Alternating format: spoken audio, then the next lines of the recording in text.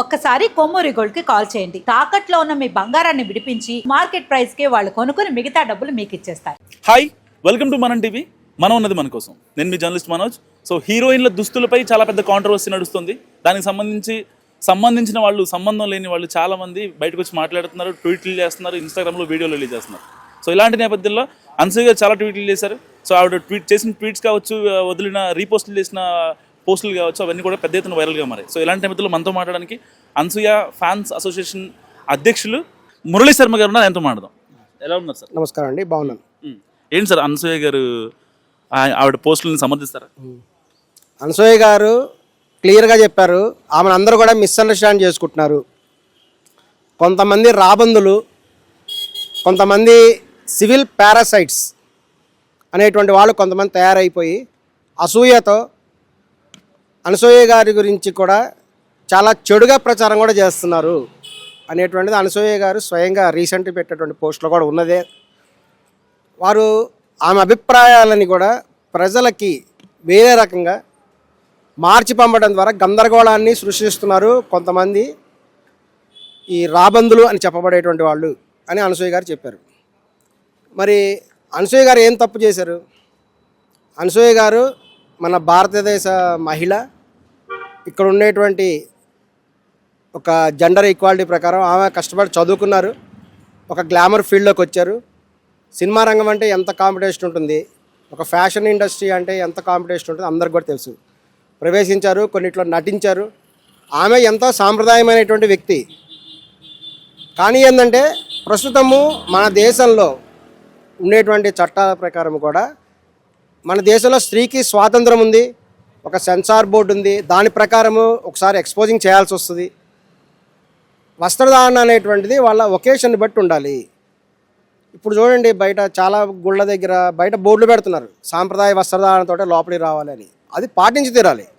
అదేవిధంగా ఒక పెళ్ళికి వెళ్ళినా మరో చోటికి వెళ్ళినా వాళ్ళు చక్కగా కూడా అటువంటి వస్త్రధారణ, సాంప్రదాయ వస్త్రధారణతో వెళ్తారు. పట్టు చీరలు కట్టుకొని వెళ్తారు. ఒక పబ్బుకి వెళ్ళే వాళ్ళు ఎలా వెళ్తారు, ఒక కాలేజీ అమ్మాయిలు ఏ విధంగా వెళ్తారంటే వాళ్ళ కన్వీనియంట్ ప్రకారం వాళ్ళు వెళ్తున్నారు. సమాజం ఎంతో అభివృద్ధి చెందుతుంది. ఈ రోజున కూడా పాత చింతకాయ పచ్చళ్ళలాగా అందరూ కూడా చీరలు కట్టుకొని కాలేజీకి వెళ్ళండి, పూర్తిగా కప్పుకొని వెళ్ళండి అనటం ద్వారా చాలామంది కూడా, సంధ్యారెడ్డి గారు ఒక్కరికే కాదండి, ఈవెన్ మంచులక్ష్మి గారు కూడా చాలా రియాక్ట్ అయ్యారు దానికి. వాళ్ళు వాయిస్ ఆఫ్ ఉమెన్ అనే పేరుతో ఒక లెటర్ కూడా రాయడం జరిగింది. వారు సామాన్లు అనేటువంటి పదానికి క్షమాపణ చెప్పించారు. అంతేకాకుండా ఈ జెండర్ ఇన్ఈక్వాలిటీ అనేటువంటిది ఉండకూడదు, అందరూ ఈక్వల్గా ఉండాలని కూడా చెప్పడం జరుగుతున్నది. ఒక స్విమ్మింగ్ పూల్కి వెళ్ళినప్పుడు ఒక బికినీ వేసుకుంటారు. స్విమ్మింగ్ పూల్లో వెళ్ళినప్పుడు మరి బికినీ వేసుకుంటారు కదా, మరి చీర కట్టుకొని వెళ్తారా? చీర కట్టుకొని వెళ్తే ఇంకా ప్రమాదం. స్విమ్మింగ్ పూల్లో మొత్తం చీర ఓడిపోవచ్చు, ఇంకా చాలా గందరగోళ పరిస్థితి వస్తుంది. అటువంటి సందర్భాల్లో ఆమె తన ఇన్స్టాగ్రామ్లో పోస్ట్ చేసుకున్నారు. ఆమెకు మొదటి నుంచి చాలామంది అభిమానులు ఉంటారు. ప్రతి హీరోకి అభిమానులు ఉంటారు, ప్రతి హీరోయిన్కి అభిమానులు ఉంటారు. కొంతమంది చూస్తారు ఆ యొక్క ఫొటోస్, సంతోషపడతారు. సరిగ్గా మాట్లాడారు. ఇప్పుడు అనసూయ గారు హీరోయిన్ కాదు అనే ఒక సోషల్ మీడియాలో కూడా ఈ ప్రచారం జరుగుతుంది. ఆవిడ హీరోయిన్ కాదు కదా, అసలు ఆవిడ ట్వీట్ చేయడానికి రీజన్ ఏంటి, ఆవిడ ఎందుకు మధ్యలో వచ్చారని మాట్లాడుతుంది. భవిష్యత్తులో హీరోయిన్ అవుతుందేమో, అవ్వకూడదనే ఉంది. భవిష్యత్తులో రంగమ్మత్త అంటేనే మంచి క్యారెక్టర్. రంగమ్మత్త అయిన వాళ్ళు హీరోయిన్ అవ్వకూడదా? మరి ఆ లెక్కను చూసుకుంటే చాలామంది 40 ఏళ్ళు శ్రీదేవి హీరోయిన్గా చేయలేదా 40 ఏళ్ళ వయసులో? ఒక జయసుధ హీరోయిన్గా చేయలేదా 40 ఏళ్ళ వయసులో? అలాగే హాలీవుడ్లో 50 ఏళ్ళ వాళ్ళు కూడా మెయిన్ లీడ్ విజయశాంతి చేయట్లేదా ఇప్పుడు కూడా? అలా వయసు అనేటువంటిది ఉండదండి. హీరోయిన్గా చేయవచ్చు, ఏ వయసు వాళ్ళు కూడా హీరోయిన్ కూడా చేయవచ్చు, చేయకూడదు. ఒక అనుష్క లేదా? అనుష్క గారి వయసు ఎంత చెప్పండి, మరి ఆమె హీరోయిన్గా చేయట్లేదా? వయసు అనేటువంటిది దయచేసి అనద్దు. ఆ విధంగా కూడా ఒక కుట్ర జరుగుతుంది. ఆమెను ఆంటీ అని అనడం ద్వారా ఒక శివాజీ గారు కూడా అదే అన్నారు. ఆయన బిగ్ బాస్లో నటించిన సంజన గారిని ఆంటీ అనే పదం ఉపయోగించారు. అది చాలామందికి ఆగ్రహం తెప్పించింది.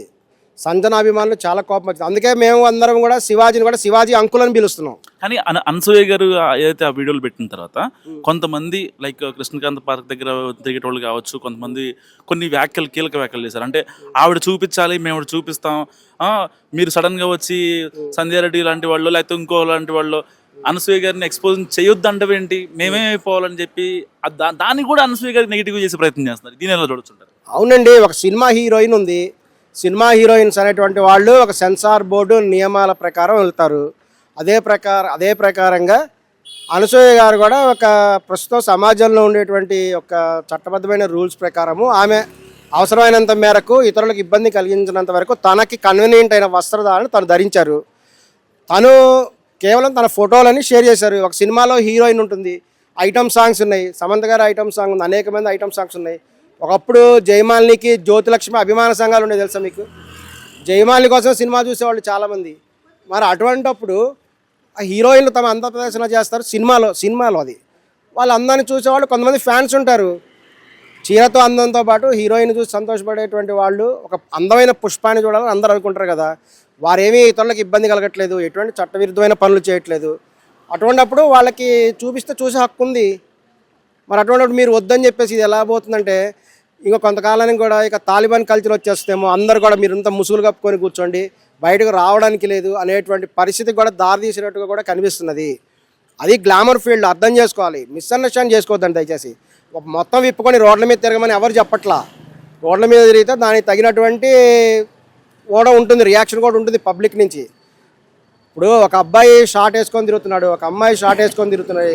మరి అలా తిరుగుతున్నప్పుడు విచక్షణ అనేటువంటిది ఉండకూడదు, జెండర్ ఈక్వాలిటీ ఉండకూడదు అనేటువంటిదే ఒక అగ్ర కథానాయకులు కోరుకున్నటువంటి విషయం. ఇది కేవలం ఒక అనసూయది మాత్రమే కాదు.